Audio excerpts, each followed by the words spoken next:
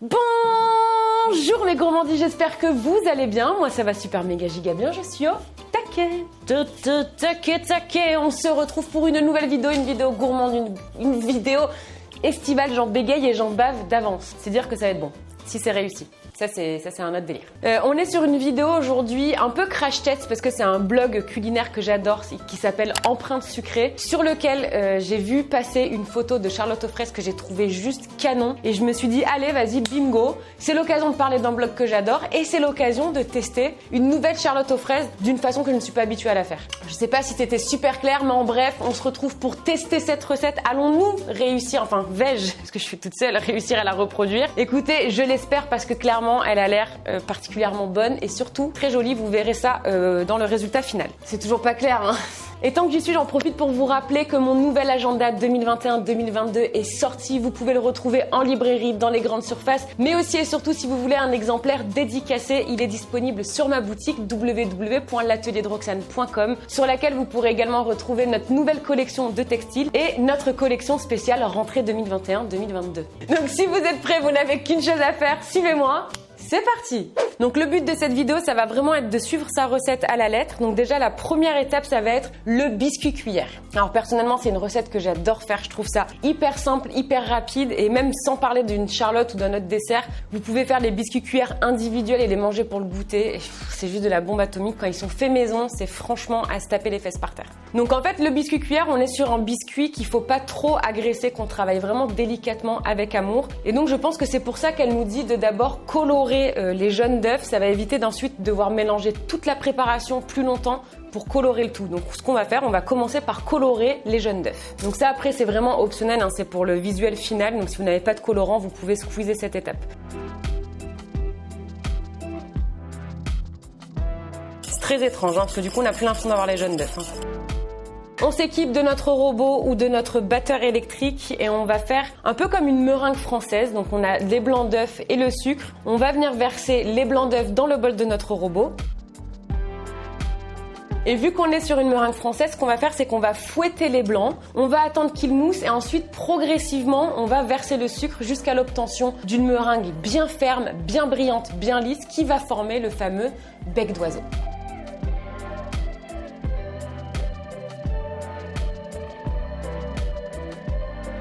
Donc comme je vous le disais, on est sur un gâteau, un biscuit très fragile et la réussite de votre biscuit cuillère réside dans la réussite de votre meringue. Donc là on a obtenu une meringue parfaite, maintenant le secret va être de ne surtout pas la faire retomber, donc pour ça il y a plusieurs étapes à suivre. On a déjà pour commencer coloré nos jaunes d'œufs, on va maintenant venir les incorporer sur notre meringue.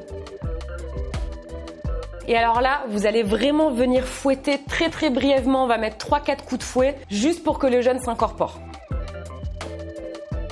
Donc vous avez vu, c'est très bref, le mélange n'est pas homogène, c'est pas grave du tout, c'est ce qu'on veut, on veut vraiment garder l'onctuosité de la meringue. Sur notre mélange, on va venir tamiser, c'est très important parce que comme toujours, on veut pas beaucoup le travailler, donc on évite les grumeaux et on minimise le travail de la pâte au maximum.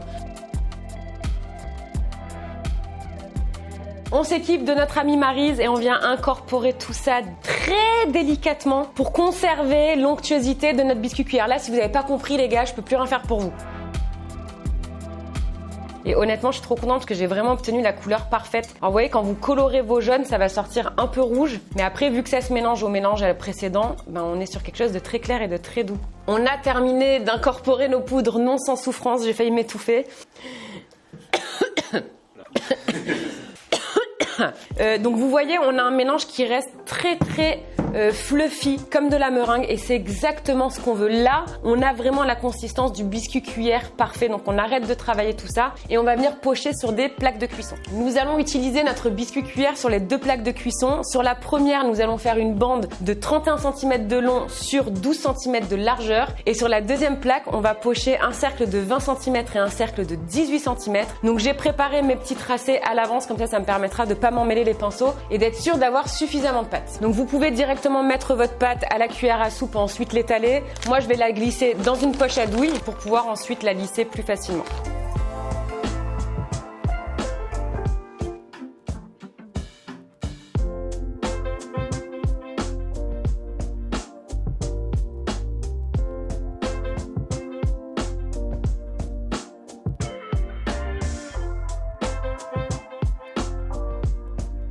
On enfourne tout ça dans notre four préchauffé à 180 degrés chaleur tournante pendant 10 minutes. Une fois que les biscuits cuillères auront terminé de cuire, on va les laisser complètement refroidir et pendant ce temps-là, on s'attaque à la mousse fraise. Alors là, on est vraiment, vous allez voir, sur une recette très gourmande parce qu'elle est à base de meringue italienne. On récupère les fraises à partir desquelles nous allons réaliser le jus de fraise. Enfin, on va récupérer la pulpe de fraise. Vous pouvez aussi remplacer les fraises par de la pulpe ou du coulis de fraise que vous achetez directement tout fait. On va pas se mentir, c'est meilleur quand on le fait nous-mêmes. Pour cette étape, et c'est une première, je vais utiliser le Multipro Compact Plus de chez Kenwood. Alors c'est un robot qui est hyper complet. Vous allez pouvoir trancher, fouetter, mixer. Et la particularité que j'adore, c'est la pesée. Vous avez ici un petit compteur digital pour vous afficher le poids de ce que vous faites. Je trouve ça génial, ça minimise la vaisselle, ça vous permet de peser directement dans votre récipient. Et on va tester ça ensemble. Donc là, j'ai installé le blender pour venir du coup récupérer le jus de mes fraises.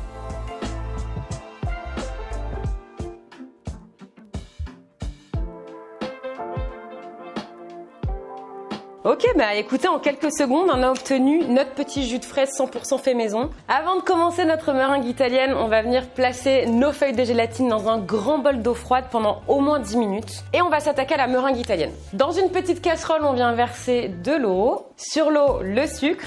Et vous avez besoin d'un petit thermomètre de cuisson parce qu'on va devoir cuire tout ça jusqu'à 121 degrés.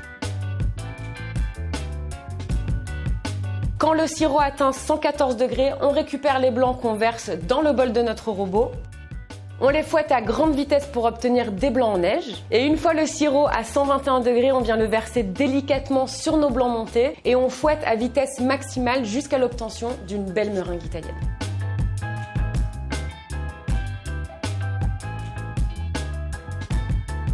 La meringue italienne est prête, on la place de côté pour qu'elle redescende en température parce qu'on veut pas qu'elle soit tiède ni chaude, on va vraiment la laisser revenir à température ambiante. On n'oublie pas la gélatine qu'on a placée dans un grand bol d'eau, il va falloir la dissoudre. Alors pour ça, je récupère ma pulpe de fraise, je vais en verser une petite partie dans une casserole pour la faire tiédir.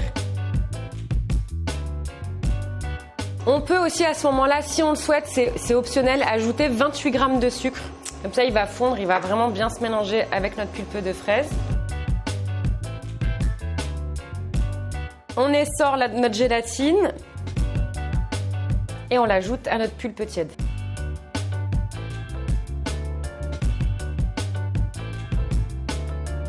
On reverse tout ça dans notre pulpe restante.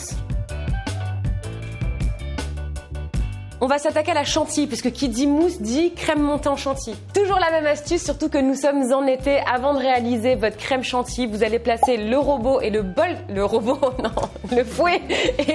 de votre robot au congélateur pendant 15 minutes pour être sûr que la crème monte bien. Et la crème entière doit être bien sûr bien fraîche. Donc on verse la crème dans le bol de notre robot. Et on va venir tout simplement la fouetter en augmentant progressivement la vitesse jusqu'à l'obtention d'une chantilly. Attention, une chantilly qu'on ne veut pas trop ferme parce qu'on va devoir l'incorporer délicatement. Donc on va vraiment s'arrêter à cette texture de mousse à raser.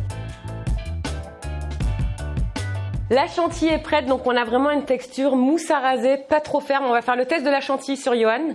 Allez, la dernière fois on l'a fait sur moi. Attention, tu vas être descends, tu vas être hors cadre. Non. J'ai peur. Allez, viens. Laisse-moi voir d'abord. Cool. Bon, le test n'est pas valable parce qu'on est sur une consistance mousse à raser. Ok, mais on a quand même une belle tenue, c'est ce qu'on veut. On a tous nos éléments les gars. On a la crème chantilly, la pulpe de fraise mélangée avec la gélatine et on a la meringue italienne. Dans le bol, on verse la pulpe de fraise. On y ajoute la moitié de la meringue italienne. Et on commence déjà par mélanger vivement tout ça pour bien incorporer la meringue à notre pulpe de fraise. Si on le souhaite, on peut utiliser un fouet, mais on va y aller en douceur. On va pas fouetter ça comme si on voulait monter des blancs en neige. C'est vrai que pour incorporer la meringue italienne, je trouve ça plus pratique. On ajoute la moitié de la crème montée. Pareil, on va venir l'incorporer délicatement au fouet.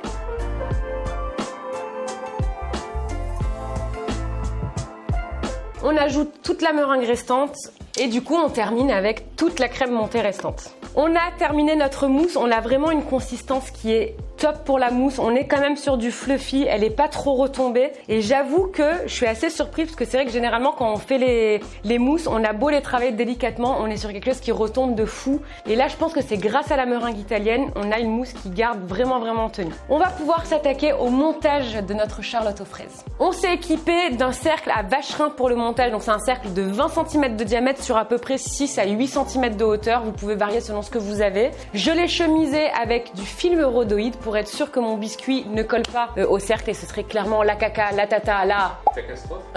Catastrophe, voilà. J'ai déjà prédécoupé mon biscuit cuillère. On a les cercles, on a aussi les bandes et je vous l'ai pas montré mais on a un biscuit cuillère qui est absolument magnifique. Et donc on va commencer par chemiser notre cercle avec les bandes de biscuit cuillère. Sur le fond, on vient mettre le cercle de 20 cm de biscuit cuillère. On verse la moitié de notre belle mousse à la fraise.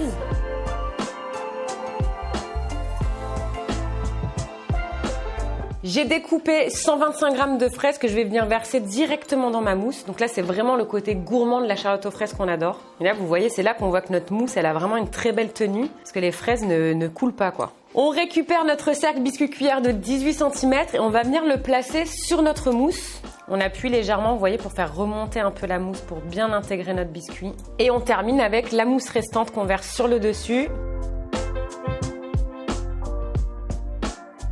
Le montage est terminé, c'est maintenant qu'il va falloir s'armer de patience parce qu'on va placer tout ça au réfrigérateur pendant toute la nuit et ensuite on pourra passer au montage final et à la découpe. Bon alors ce que j'ai fait, parce que vous allez me dire, nos 24 heures sont passées très vite, mais nous pour des raisons de tournage, on a placé notre charlotte au congélateur, mais vraiment à la maison, privilégiez plutôt la mise au frais pendant toute une nuit.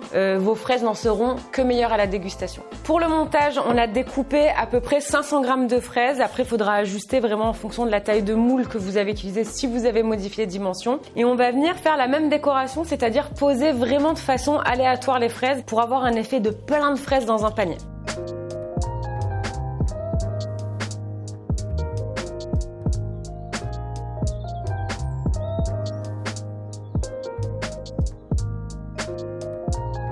Nous sommes sur une fin de charlotte aux fraises. Honnêtement, je suis trop contente du visuel final. Gustativement, on l'a pas encore goûté. On l'a déjà coupé pour que vous puissiez voir une belle découpe. J'ai par la même occasion goûté un petit peu de mousse et elle est juste à se taper les fesses par terre. Mais là, malgré le fait qu'on l'ait mise au congélateur pour pouvoir vous montrer la découpe, vraiment, ça manque de prise. Donc je vous le rappelle, toute la nuit au frais avant de passer à la déco et à la dégustation. On est sur une recette qui peut sembler compliquée au premier abord parce qu'il y a beaucoup d'étapes. Mais une fois de plus, comme toujours en pâtisserie, si on prend le temps et qu'on suit les étapes dans le calme et à la lettre, franchement, c'est à la portée de tous. Moi, j'ai hâte de découvrir les photos de vos charlottes aux fraises. Je vous rappelle, vous partagez tout ça sur Instagram en identifiant mon compte et j'irai voir et partager un maximum de vos photos. En attendant, je vous donne rendez-vous. N'oubliez pas, tous les mercredis à 17 h sur Twitch et on se retrouve vendredi à 17 h 30 ici même. Je vous aime de ouf, de dingue, de malade.